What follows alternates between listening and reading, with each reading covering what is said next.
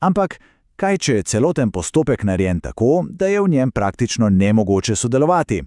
No, točno to trdi ena precej glasna javna kritika sprememb prostorskega načrta za Ljubljano, pa si poglejmo te očitke malo podrobneje. Obstaja ena sama številka, ki mogoče najbolje povzame celotno situacijo – 2300. Ja, prav ste slišali. Toliko strani dokumentacije je občina pripravila za predlagane spremembe.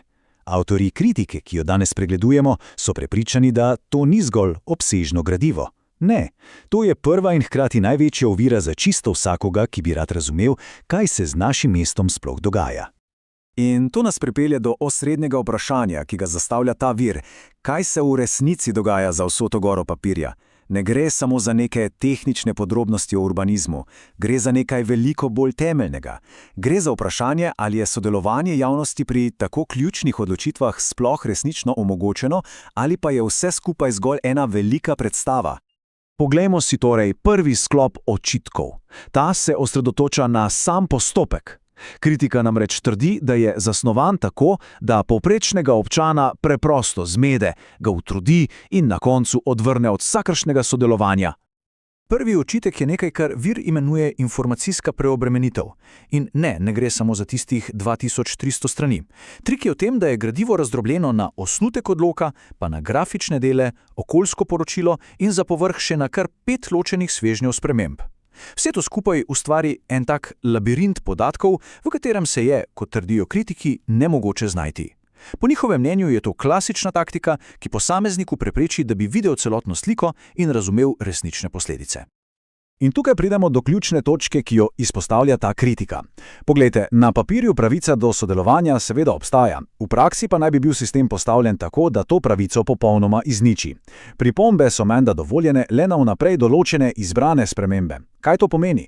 To pomeni, da lahko opozorite na napako v neki tabeli na strani 1850, ne morete pa recimo nasprotovati gradnji stopnice na določeni lokaciji, če ta slučajno ni del paketa sprememb. Vir temu pravi simulacija sodelovanja, postopek, ki daje vtis demokracije, medtem ko so ključne odločitve očitno že zdavnaj sprejete. Tretji element te kritike so javne obravnave. V teoriji so to forumi za dialog, za izmenjavo mnenj, kaj ne? V praksi pa, kot opisuje vir, izgledajo precej drugače. Predstavniki črtnih skupnosti so razdeljeni v manjše skupine, vsaka pa, pazite to, dobi samo 1 uro časa. To po mnenju kritikov onemogoča kakršnokoli resno debato ali pa usklajevanje stališč. Namen naj tako ne bi bil dialog, ampak zgolj in samo formalno izpolnjevanje zakonske zahteve, da je bila obravnava pač izvedena. Kljukica narejena. Dobro, postopek naj bi bil torej, če gre verjeti viru, namenoma zapleten. Kaj pa vsebina? Ali gre res zgolj za manjše spremembe in dopolnitve, kot se vse skupaj uradno imenuje? Tudi tukaj ima kritika zelo resne pomisleke. In tukaj je jedro argumenta, ki ga izpostavlja vir. Pravijo namreč, da sploh ne gre za dopolnila, ampak za popolnoma nov prostorski načrt, ki je zgolj predstavljen kot neka nepomembna administrativna posodobitev. Po njihovem mnenju je vsak od tistih 5 svežnjev sprememb tako obsežen, da bi moral iti skozi čisto svoj, samostojen postopek. Vsi skupaj pa v resnici ustvarijo popolnoma novo realnost za mesto.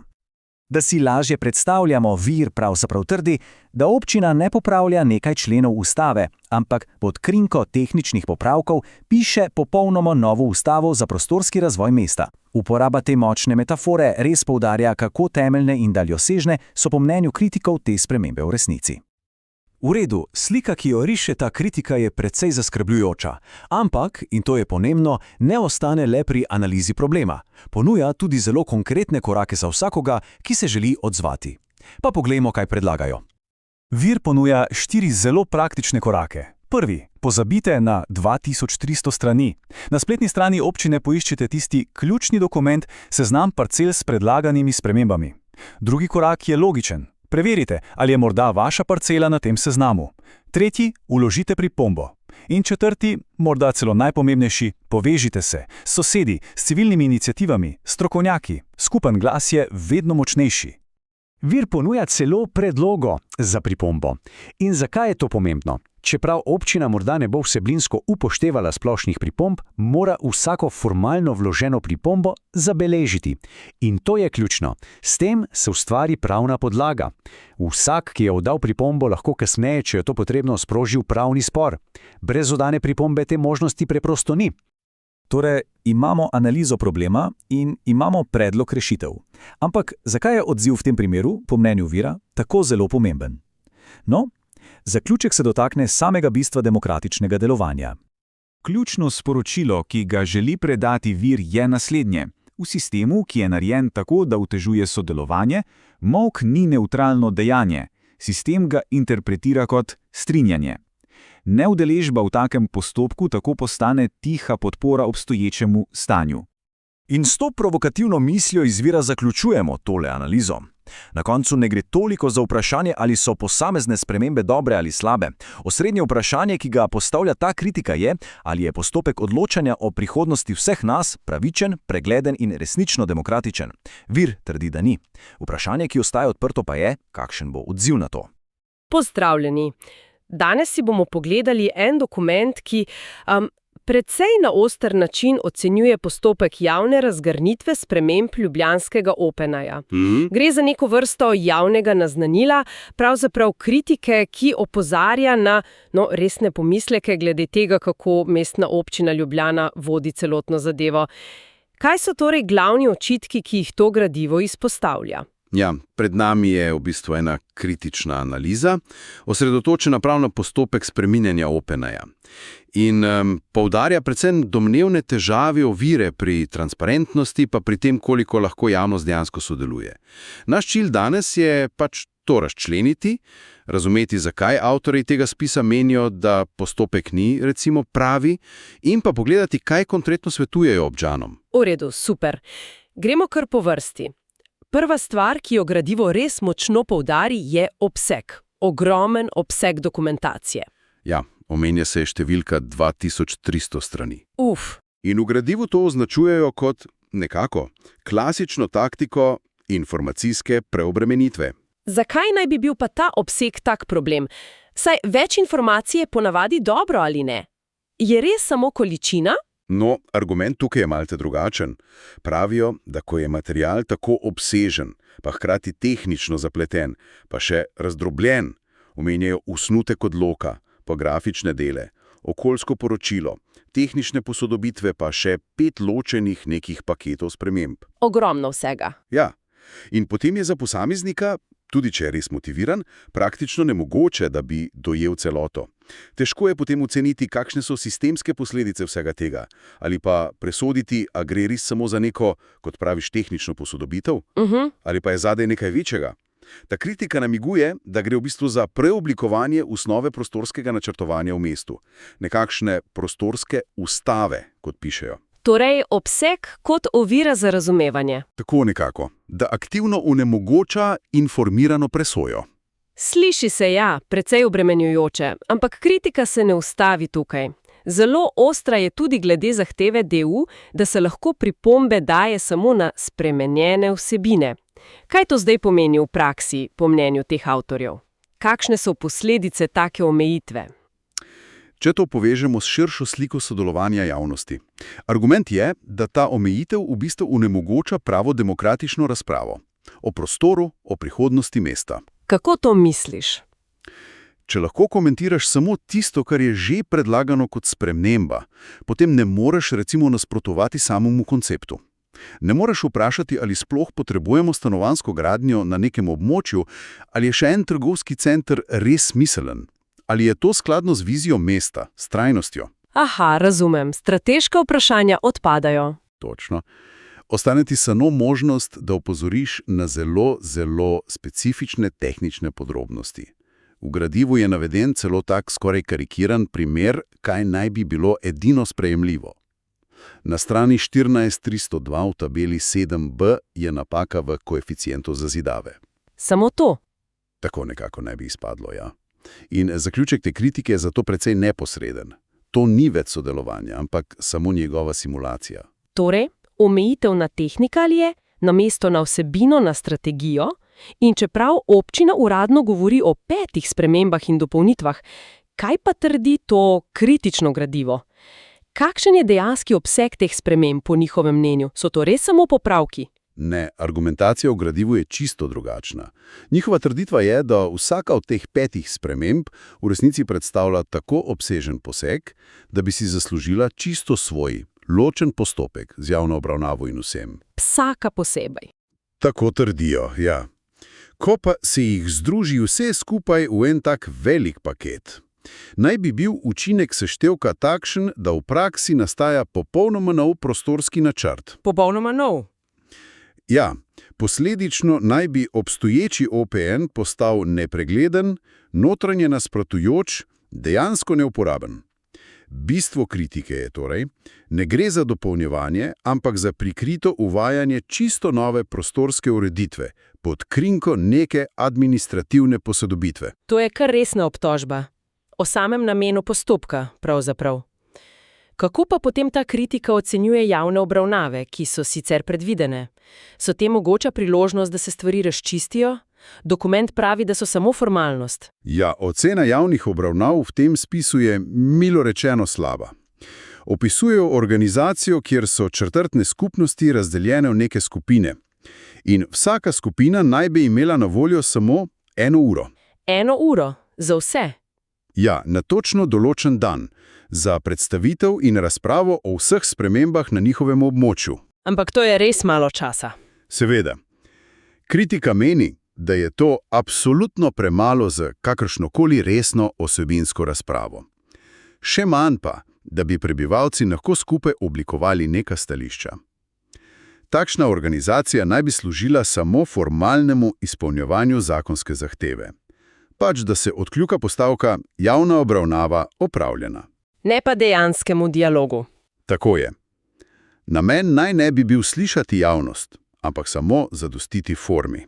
Dobro, slika, ki jo riše ta kritika, je precej mračna.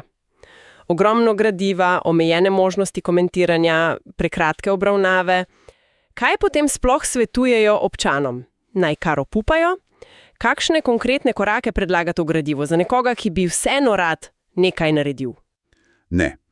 Kljub tej ostri kritiki sistema, sporočilo ni pasivnost. Nikakor. Predvsem svetujejo zavedanje situacije. Da je treba prepoznati, da sistem morda res ni narejen tako, da bi omogočal enostavno sodelovanje. In da občutek zgubljenosti ni nujno osebna krivda. Da je morda celo namerno tako kompleksno. Tako nekako namigujejo, ja. Zato je ključno osredotočanje. Fokus. Prvi nasvet je: ne poskušajte prebrati vsega. To je misija nemogoče. Razumljivo pri 2300 straneh. Ja.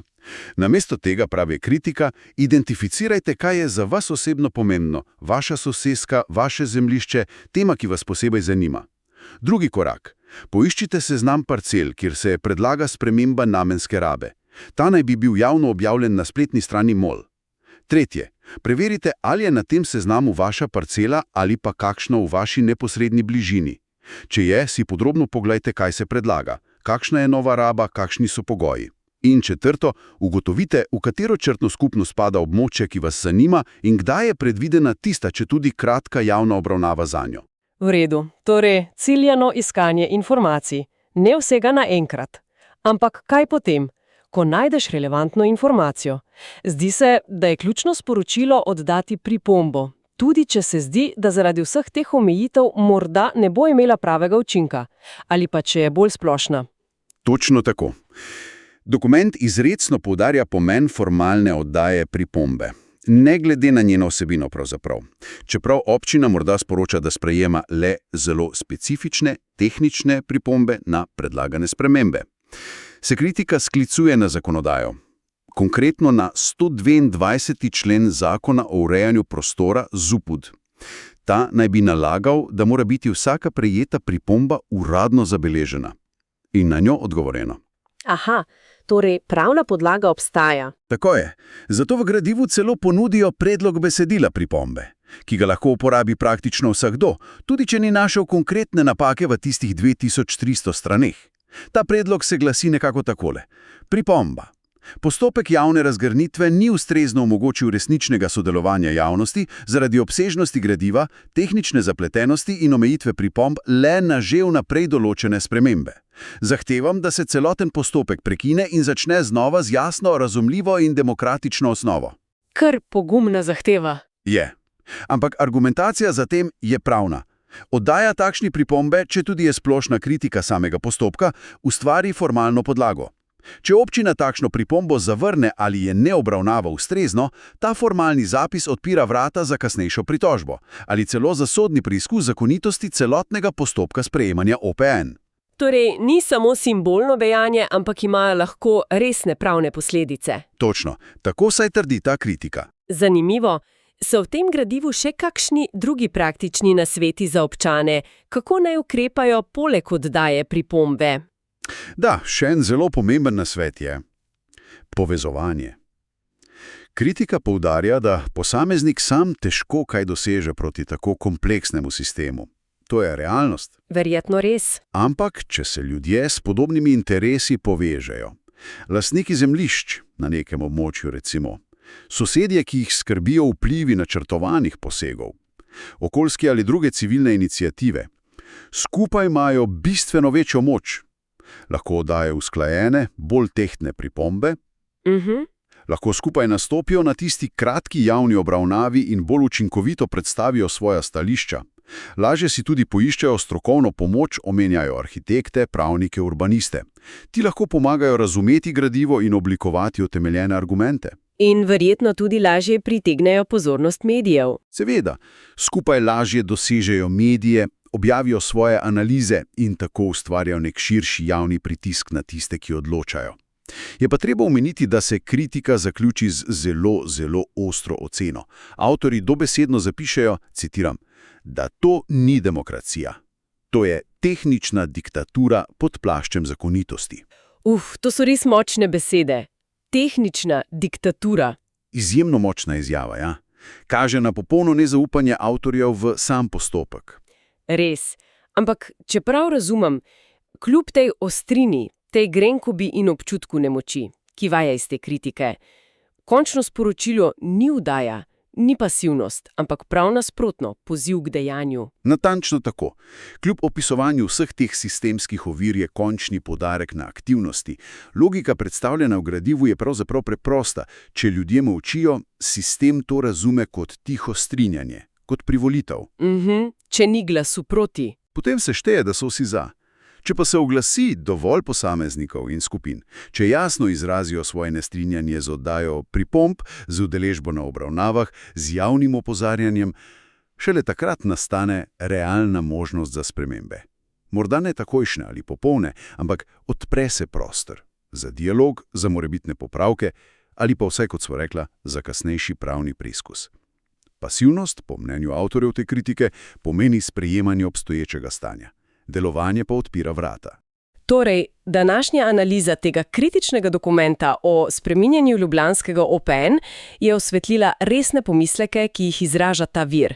Nanašajo se predvsem na domnevno pomanjkanje transparentnosti in realnih možnosti za sodelovanje javnosti, kar naj bi izviralo iz obsega gradiva, njegove zapletenosti, pa tudi iz postopkovnih omejitev.